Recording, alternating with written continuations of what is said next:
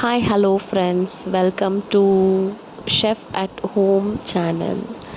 So ಈ ವಿಡಿಯೋದಲ್ಲಿ ಇವತ್ತು ಕಬಾಬ್ ಹೇಗೆ ಮಾಡೋದು ಈಸಿಯಾಗಿ ಸಿಂಪಲಾಗಿ ಬ್ಯಾಚುಲರ್ಸಿಗೆ ಹೇಗೆ ಕಬಾಬ್ ಮಾಡೋದು ಅಂತ ನೋಡಿ ತಿಳ್ಕೊಳ್ಳೋಣ. ಓಕೆ, ಸೊ ನಾನಿಲ್ಲಿ 1/4 kg ಆಗೋಷ್ಟು ಚಿಕನ್ನ ತೊಗೊಂಡಿದ್ದೀನಿ. ಅದಕ್ಕೆ 2 ಟೇಬಲ್ ಸ್ಪೂನಷ್ಟು ಕಬಾಬ್ ಪೌಡರ್ನ ತೊಗೊಳ್ತಾ ಇದ್ದೀನಿ. ಸೊ ಇದು ಯಾವುದೇ ರೀತಿ ಪ್ರಮೋಷನ್ ವಿಡಿಯೋ ಅಲ್ಲ. ಸೊ ನಾನು ಯೂಸ್ ಮಾಡೋದು only Teju chicken powder, Teju kebab ಪೌಡರ್ನ ಮಾತ್ರ.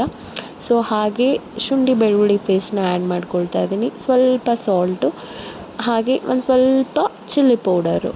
ಸೊ ಇದು ಒಂದು ಮಿಸ್ ಆಗಿದೆ, ಲೆಮನ್ನು. ನಿಮಗಿಷ್ಟ ಆದರೆ ಲೆಮನ್ನ ಆ್ಯಡ್ ಮಾಡ್ಕೊಳ್ಳಿ, ಇಲ್ಲಾಂದರೆ ಸ್ಕಿಪ್ ಮಾಡಿ. ಹಾಗೆ ಒಂದು ಎಗ್ನ ಆ್ಯಡ್ ಮಾಡ್ಕೋತಾ ಇದ್ದೀನಿ. ಸೊ ಇದೆಲ್ಲನೂ ಚೆನ್ನಾಗಿ ಮಿಕ್ಸ್ ಮಾಡ್ಕೊಳ್ತಾ ಇದ್ದೀನಿ. ಸೊ ಇದನ್ನು ಚೆನ್ನಾಗಿ ಮಿಕ್ಸ್ ಮಾಡಿದಷ್ಟು ತುಂಬ ಟೇಸ್ಟಿಯಾಗಿ ಚಿಕನ್ನು ಮ್ಯಾರಿನೇಟ್ ಆಗಿ ಚೆನ್ನಾಗಿ ಟೇಸ್ಟಿಯಾಗಿ ಬರುತ್ತೆ. ಸೊ ಕೊನೆಯದಾಗಿ ಸ್ವಲ್ಪ ಜಜ್ಜಿರುವಂಥ ಬೆಳ್ಳುಳ್ಳಿನ ನಾನಿಲ್ಲಿ ಆ್ಯಡ್ ಮಾಡಿಕೊಂಡು ಚೆನ್ನಾಗಿ ಮಿಕ್ಸ್ ಮಾಡಿ ಎತ್ತಿಡ್ತಾ ಇದ್ದೀನಿ. ಸೊ ಇದನ್ನು 1/2 hour ಕ್ಲೋಸ್ ಮಾಡಿ ಎತ್ತಿಟ್ಟು ಸೊ ಮ್ಯಾರಿನೇಟ್ ಆಗಬೇಕು. ಈಗ ಕಬಾಬ್ ಮಾಡೋದಕ್ಕೆ ಒಂದು ಪ್ಯಾನ್ನ ಇಟ್ಕೊಂಡಿದ್ದೀನಿ. ಸೊ ಅದಕ್ಕೆ ಎಷ್ಟು ಬೇಕೋ ಆಯಿಲ್ನ ಹಾಕ್ಕೊಳ್ಳಿ. ಅದನ್ನು ಚೆನ್ನಾಗಿ ಸ್ವಲ್ಪ ಬಾಯ್ಲ್ ಆಗಬೇಕು ಆಯಿಲು. ಸೊ ಮೀಡಿಯಮ್ ಫ್ಲೇಮಲ್ಲಿ ಇಟ್ಕೊಂಡು ಬಾಯ್ಲ್ ಮಾಡ್ಕೊಳ್ಳಿ. ಆಯಿಲ್ ಕುಕ್ ಆದಮೇಲೆ ಸೊ ಈಗ ಎಣ್ಣೆ ಕಾದಿದೆ. ಈಗ 1/2 hour ಮ್ಯಾರಿನೇಟ್ ಮಾಡಿರುವಂತಹ ಕಬಾಬ್ ಪೀಸ್ನ ತಗೊಂಡು ಎಣ್ಣೆಯಲ್ಲಿ ಒಂದೊಂದೇ ಹಾಕ್ಕೊಳ್ತಾ ಇದ್ದೀನಿ. ಸೊ ಈಗ ಲೋ ಫ್ಲೇಮಲ್ಲಿ ಕುಕ್ ಆಗ್ತಾ ಇದೆ.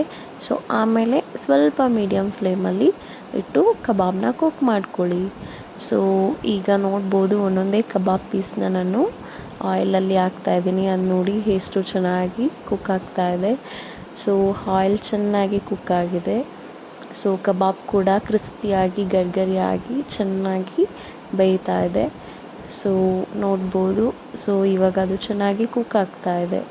ಸೊ ಈಗ ಅದನ್ನು ಮತ್ತೆ ಉಲ್ಟಾ ಹಾಕ್ಕೊಳ್ತಾ ಇದ್ದೀನಿ. ಸೊ ಎಲ್ಲ 2 ಕಡೆಯೂ ಚೆನ್ನಾಗಿ ಕುಕ್ ಆಗುತ್ತೆ. ಸೊ ನೋಡ್ಬೋದು ಎಷ್ಟು ನೀಟಾಗಿ ಕಲರು ಕೂಡ ಅಷ್ಟೇ ಚೆನ್ನಾಗಿ ಕೂಡ ಬಂದಿದೆ.